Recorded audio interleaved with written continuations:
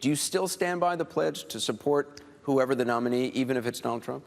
Well, Anderson, as you mentioned, what I said is true. I'm not in the habit of supporting someone who attacks my wife and attacks my family. I think that is going beyond the line. I think our wives, I think our kids should be off limits. They don't belong in the attacks.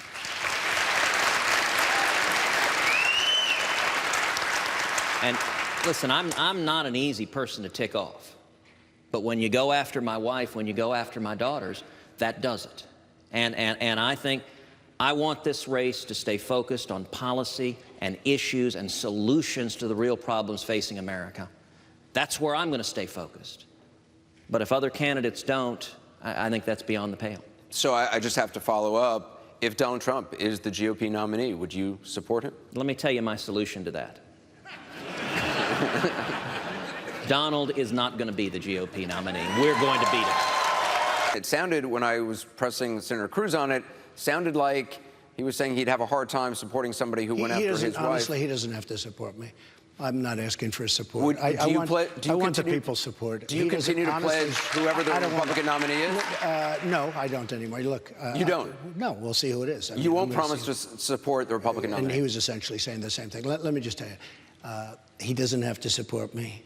I have tremendous support right now from the people. Boy, the idea of supporting whoever the Republican nominee is, you say you will no longer guarantee that you will support the Republican nominee. I have been treated very unfairly. Look, I won the state of Missouri, right? No, I have. Cruz people. I've been treated very unfairly. I'll give you an example. Unfairly by who? I think by basically the RNC, the Republican Party, the establishment. When you're in the arena, okay, you develop respect for people that are in the arena. And, but you know, I've been disturbed by some of the things that I've seen, and I have to think about what my word and endorsement would mean in a presidential campaign.